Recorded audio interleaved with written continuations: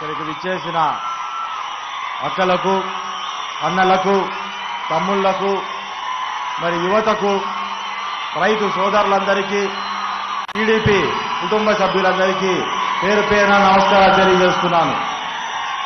మరి వేదిక అలంకరించిన పెద్దలకు, మన ముఖ్య అతిథి నారా చంద్రబాబు నాయుడు గారికి నా హృదయపూర్వక నమస్కారాలు తెలియజేస్తున్నాను.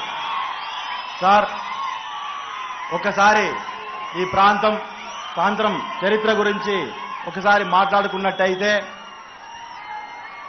మమ్మల్ని పడమటోళ్ళు అంటారు, ఇంకా మొరటగా చెప్పుకోవాలంటే గుట్లోళ్ళని కూడా అంటారు.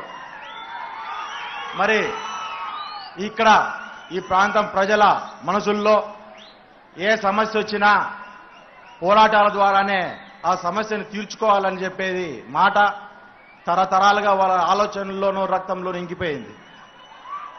కానీ కాలక్రమేణా పోరాటాలు కాస్త ఉద్యమాలుగా మారుతూ వచ్చాయి. ఈరోజు ఇక్కడ కనపడే డ్యాముకు కావచ్చు, డ్యాములోకి నీళ్లకు కావచ్చు, భూముల కోసం కావచ్చు, రైతు కూలీల వేతనాల కోసం కావచ్చు, రాజకీయ, ఆర్థిక, సామాజిక చైతన్యం కోసం కావచ్చు, ఈ ప్రాంతంలో అనేక పోరాటాలు, ఉద్యమాలు జరిగాయి. కానీ ఈ ప్రాంత చరిత్రలో మొట్టమొదటిసారి ఎటువంటి ఉద్యమాలు లేకుండా ఒక నాయకుడు అనేవాడు మా వరకు నడిచొచ్చి మా కన్నీటి సమస్యలను విని, మా కన్నీటి కథలను విని, మా కన్నీళ్లు తుడిచి మా సమస్యలను తీరడానికి మా వరకు వచ్చింది ఈ ప్రాంతంలో మొట్టమొదటిసారని. ఈ ప్రాంతం మొత్తం అది చంద్రబాబు నాయుడు గారే అని చెప్పి ఈ యొక్క గర్వించే సమయం ఇది. మరి ఏ లక్ష్యంతో పరిటాల శ్రీరాములు గారు ఈ ప్రాంతంలో ఉద్యమాలు నడిపారో, మరి ఏ ఆశయంతో కామ్రేడ్ హరి ప్రాణాలు అర్పించారో, మరి ఏ మార్పు కోసం అన్న నందమూరి తారక రామారావు గారు పరిటాల రవీంద్ర అనే ఒక ఆయుధాన్ని బడుగు బలహీన వర్గాల చేతికి అందించారో,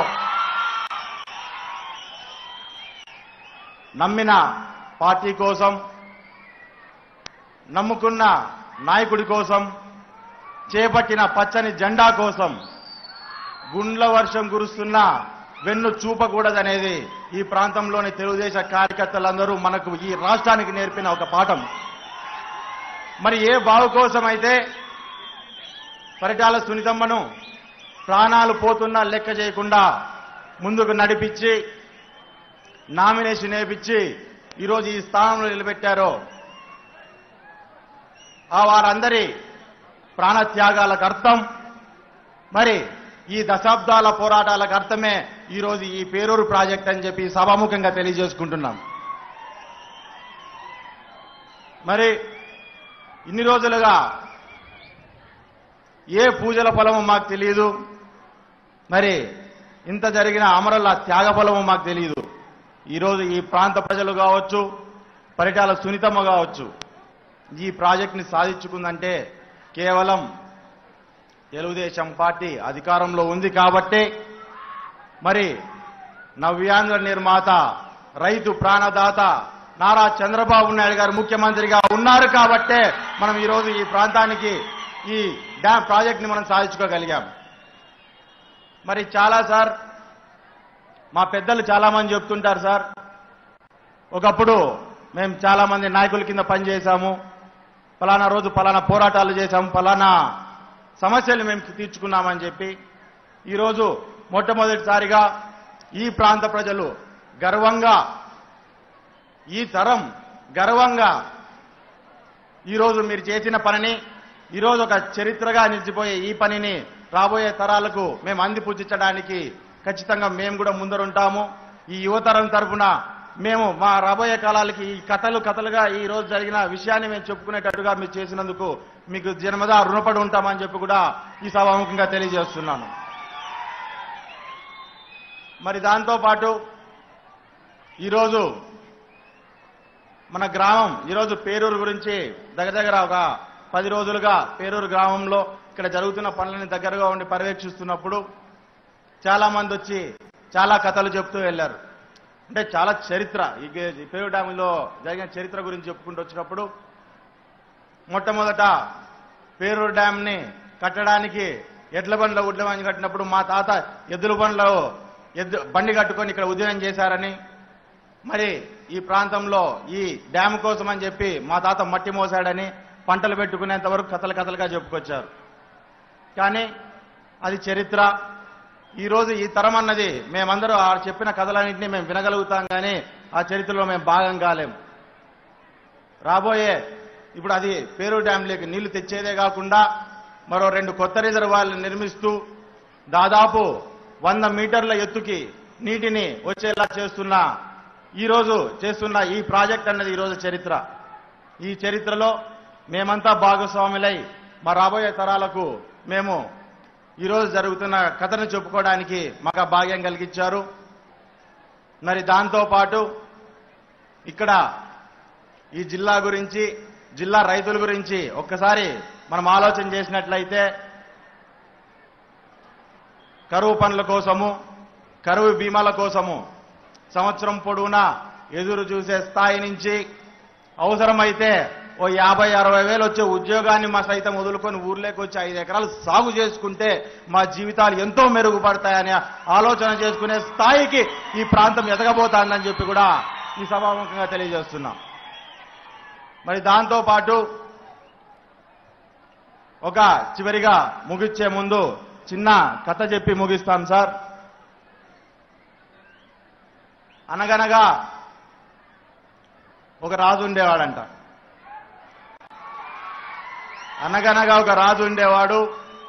ఆ రాజుకి రాజ్యం అంటే చాలా ప్రేమ.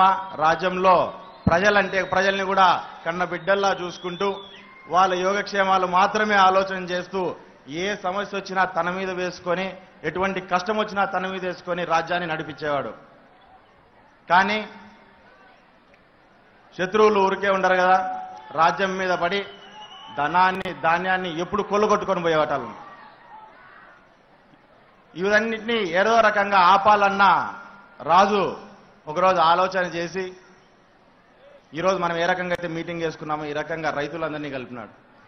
రైతులందరినీ కలిపి మన రాజ్యాన్ని కొల్లగొట్టడానికి పందికొక్కులు వస్తున్నాయి, పందికొక్కుల్ని తడవడానికి పిల్లులు కాదు పుల్లులు లాంటి సింహాలు లాంటి రైతులు ముందుకు రావాలని చెప్పి ఆ రోజు పిలుపునిచ్చారు. ఆ పిలుపుని అందుకొని ఆ రైతులు ఆ రాజ్యాన్ని, రాజుని కాపాడుకున్నారు. మరి ఈరోజు మనకంటూ ఒక రాజు చంద్రబాబు నాయుడు గారు ఉన్నారు. మనకంటూ సుభిష్టంగా మారాల్సిన రాజ్యం ఆంధ్రప్రదేశ్ ఉంది. ఇంకా పందికొక్కుల గురించి కథలు మీకు ఎవరి గురించి అనేది నేను చెప్పాల్సిన అవసరం లేదు. మరి ప్రతి ఒక్క రైతు ఒక సైనికుడై నిలబడి మన రాజుని, ఆంధ్రప్రదేశ్ అనే మన రాజ్యాన్ని కాపాడుకోవాల్సిన బాధ్యత మీ అందరి మీద, మనందరి మీద ఉందని చెప్పి ఈ సభాముఖంగా తెలియజేస్తూ, చివరిగా సార్, మేము ఇన్ని రోజులు కోరికలు తీరాలని చెప్పి దేవుణ్ణి ముఖ్యం సార్. మొట్టమొదటిసారి మా కోరిక తీరిందని చెప్పి మీకు నమస్కారాలు తెలియజేస్తున్నాము. తప్పకుండా మా ప్రాంతం తరఫున, రాప్తాడు ప్రాంతం తరఫున, కళ్యాణదుర్గం ప్రాంత రైతుల తరఫున మీకు పాదాభివందనాలు తెలియజేస్తున్నాం సార్. హాయ్ ఫ్రెండ్స్, మా టుడే టుమారో యూట్యూబ్ ఛానల్ చూస్తున్నందుకు చాలా థ్యాంక్స్. మరిన్ని లేటెస్ట్ వీడియోస్ కోసం వెంటనే సబ్స్క్రైబ్ చేయండి. అలాగే ఈ బెల్ ని కూడా రింగ్ చేసేయండి. మా నోటిఫికేషన్స్ అన్ని మీ మొబైల్లో వస్తాయి. అలాగే మా వీడియోస్ మీకు నచ్చితే లైక్ చేయండి, షేర్ చేయండి, నచ్చకపోతే కామెంట్ చేయండి.